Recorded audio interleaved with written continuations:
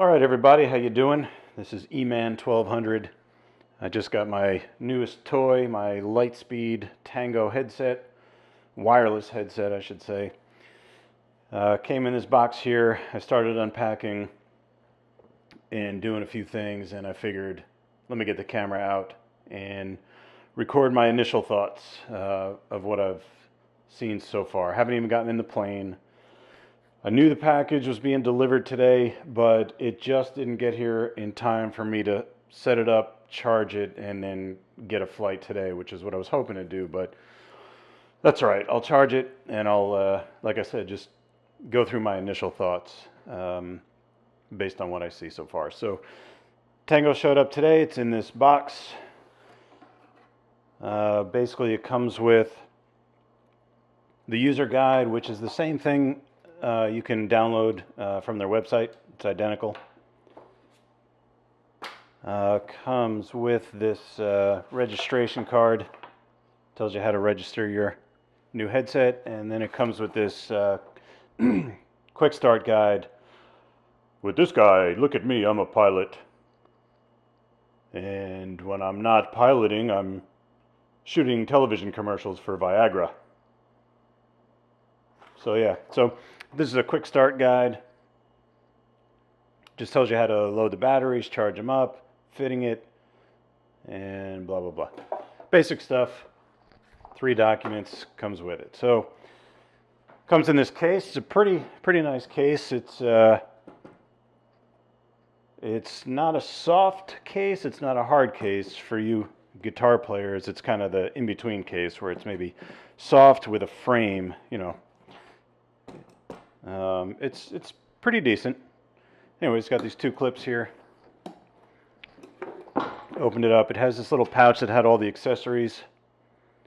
And the headset was in here, and the new panel component piece was in here. So, let's get to the good stuff. I'll start with the headset. Keep in mind, I'm coming from a pretty shitty, oh, excuse my language, relatively low-end, low-quality headset that I got online for about 150 bucks. I always talked about how it served me well, and it did. It didn't do anything great, but it was cheap, and when you're training, anything you can get on the cheap is a bonus in my book. So I've been using those. I've got 2 of them, and I've been taking a bunch of flights where I needed a 3rd headset, and I ended up having to borrow a headset, and I just got pretty annoyed with doing that. So I decided it was time to get a good ANR headset. So the ones that I'm using are just passive noise reduction.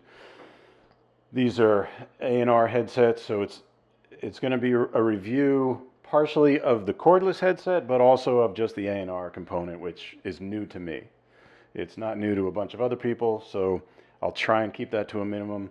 But as you can see, it's a headset, and it's wireless. And it's pretty solid. I've tried it on already. It's comfortable right away. It's easy to adjust. You've got these pieces that just slide in and out. This boom mic is very adjustable, and the entire headset just felt very, very comfortable from the minute I tried it on. It was real nice and comfortable. Feels pretty solid, well made. Mostly plastic, I'd say, but you know, a couple of metal pieces, but overall, real nice, real comfortable. All right, here's the heart of it. And I was actually shocked at how big this thing is. It's enormous. It's thick, and it's just overall, it's a lot bigger than I thought it was going to be. Let me go back to the headset real quick. There was one thing I wanted to go over. Let me see if I can put this thing down. Okay, here we go. So, one thing I want to discuss and initially just didn't like, I see it being a problem for some people, probably breaking. Once it breaks, you might be able to replace it, but this This is the door here to get to the battery and some other components that some you'll need to use regularly, like the USB charger, the USB port, and then some other things that you won't use on a regular basis. But here's what I noticed. So this is the latch for the door, for the battery door. So you just kind of, I get a fingernail of what I have left of my fingernails and just get it in these ridges and pull it down. And that door pops open. So when you see that door pop open, you think it's going to open this way, right? Well, it doesn't. You feel it and it's kind of locked. I thought it was jammed. It's I don't want to call it a flimsy piece, but it's plastic, and you know hinges like this are typically plastic, and I don't want to say cheesy, but they can break easily. That's my point. So I wasn't sure what to do at first. I didn't want to force it. I closed it, and I did it again, and I finally realized what you have to do is on this side, there's two latches. You actually have to push the door a little bit this way, not up and out like it kind of looks like it would do. Push it towards you like that. I don't know if you could see these two black hinges go under here first. So when you're latching it, you kind of slide those in and then push down. Once you get it, it's real easy, but at first it's a little confusing. And what you could see in here is this pretty thin metal piece that I see being a problem, mainly because here's your USB port to charge it. I put the battery in, and I'll come back to this because that's also a little bit of a problem in my mind. But every time you charge this, which is going to be often, let's just say, you got to open the door. You got to get your USB charger, you got to plug it in here, and then you got to lay these down somewhere with this door open. Now, the difference on this component, you could see they put a hole for the USB charger there, so you don't ever have to open the device. You just plug it in and throw this on the table somewhere. But the headset, you have to leave this relatively flimsy door open, and I'm afraid it's just asking to be broken real quickly. I actually see this being something that they need to change pretty quickly. That USB port has to be accessible. Just put a damn hole right there, or put it on the side or something so that you don't have to open this flimsy door. Like I said earlier, you're going to be charging this pretty regularly, so that door has to come open on a regular basis. It almost looks like maybe they thought about doing that. I don't know what's going on there, but in any case, that's my first suggestion. Make it so you don't have to open this door to plug in the USB charger. Back to the battery now. So it comes with these lithium-ion batteries. In the headset itself, it doesn't appear that there's any kind of locking mechanism for this battery. I was installing the battery and I was waiting to hear some kind of click, and there really isn't. You just you put it in. Obviously you want these connectors to line up here, and then you would think it would lock in place, but it comes out so easily. I mean, I'm barely putting any pressure on this battery and it's falling out. So the problem that I see is you have to open this door to get to the USB charger, which means you're probably going to lay the headset down on its side, and this battery can almost fall out on its own. It's not held in place very well. It doesn't click. There's no locking mechanism.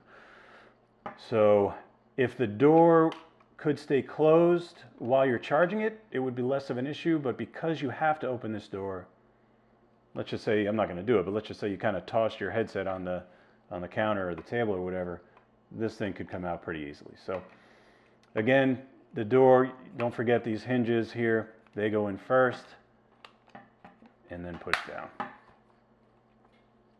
All right, so that's my feedback for the battery, for the headset, the USB charging port. Everything else, like I said, so far feels pretty solid, real comfortable on my head. So it came with a bunch of accessories. Some of the stuff I'm not even going to bother talking about. An accessory cord if you're going to plug in your phone or probably an MP3 device. These are some of the colored chips for if you have multiple headsets. I don't, so I'm not going to discuss that today at all. This is your dual USB charging thingamajiggy. I don't know what the hell you call it. Pretty straightforward. You got your two USB cords that are supplied. They come with the headset. And then to charge it, you plug both of your USB cords into here. One's going to go into here. One goes into the headset. Let's see if I can do this without breaking that door. Okay. There you go. Plug this in, charge it. They want 2 hours for a full charge. And okay, so there's the headset. Let me just unplug this for now. I mean, I even feel scared just moving this aside with that door open. That's how flimsy it is. Anyways, here's this panel control unit. Just see what they actually call it. Panel interface, okay? Power button, Bluetooth, it's pretty straightforward. Here's your cord, your cable in case you run out of batteries. Your battery dies mid-flight. All you do is pull this out, run it up to the headset, and plug it in. Boom, it's that easy. So, this appears to be relatively well made, I guess. I mean, this is a nice kind of, I don't know what you call this, cloth, I don't know what the hell, cloth case, whatever it is. All right, here's a couple of my initial thoughts on this panel interface unit. Obviously you have your, this is where you're going to plug it into your panel where you would normally plug in your headset cables. First thing I notice is how you wrap the cord into this device. It's kind of a manual thing. So for those of you who own your own plane, it won't be as much of a problem because you just set it to the length you want and then you're probably not going to be adjusting this very often. But for us renters, where we're flying different planes and this length of the cord that we might want to be different in each plane, you have to open this up each time and manually wrap this around, and I see that being pretty annoying pretty fast. I can't imagine why you wouldn't have one of those cheap devices where you pull it and it automatically winds it. I mean, my keychain or my badge to get in the office has one of those. It probably cost 5 cents to make.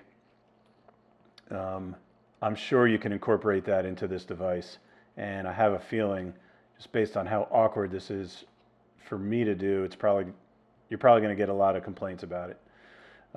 Likewise, the same thing for the backup cable for the power. I'm almost a little embarrassed to show you this, but they have this cloth piece, and it's just stuffed in there. I mean, that's it. Obviously, you're almost never going to use this unless you run out of battery. You're just going to pull this out of there, pull it out and plug it in. But the fact that this is just kind of stuffed in a compartment and covered up with a piece of cloth, it's a little on the cheesy side, I have to say. So there's that. I mean, this just kind of, there's a little elastic thing that holds onto this on the outside. Like I said, you won't be using this very often, so when you're done with it, you just do exactly what I'm doing, which is stuff it in here with your fingers or your thumbs like I'm doing, and then cover it up with this cloth piece. I'd say kind of cheesy. I don't need anything nice, but again, that device where you just pull, you know, it's tension, it's on a spring, so you pull the cord and it'll release and then it'll lock in place. And when you want to pull it back in, you pull it out and let it go, and it should self-wind. Okay, so probably the last thing about the unit for now. Here's where the battery goes. This plastic door does lock, as you can hear that snap. But again, pretty flimsy, cheesy-ish, somewhere in that category. If you break this, I have to assume maybe there's a way to replace it, but the difference here is that that battery does lock in place pretty well. I don't see that battery coming out. Even if the door did break, which hopefully it won't because you're hopefully not opening this too often, but even if it did break, you could close this unit and you don't have to open it each time you want to charge it. Again, you've got the charging port on the outside. It's opened. So you got some Velcro out here. The one thing I did notice, the picture online, I'll see if I can pull it up for you guys and attach it to the video somewhere, is it actually had a metal clip in the picture. So a lot of you know when you have your pouch on the side where you normally keep your checklist or sunglasses or your metal landing calculator or whatever you might keep there. I thought that it would have been good to just clip that onto the pouch, but I don't see that clip anywhere. It wasn't in the accessory pouch, and unless I'm missing it, I just don't see it. So I would like to have that. I think it would be a good addition. Right now I don't have too many options. I can actually just stuff this in the side pouch, but if you want to keep it on the outside so that you can, maybe use the Bluetooth, turn the Bluetooth on and off or whatever, it would be a good option to have. So I'll probably send them an email and just see if they forgot to include that. It's not a big deal. But anyways, here's the new Tango. Overall, so far, I'm happy. I haven't even tried it yet, but comfortable headset. Really looking forward to charging this up, getting it in the plane, trying it out for the first time. So there's my overview of the new Lightspeed Tango. I hope it was helpful. Probably wasn't. And have a good day. See ya.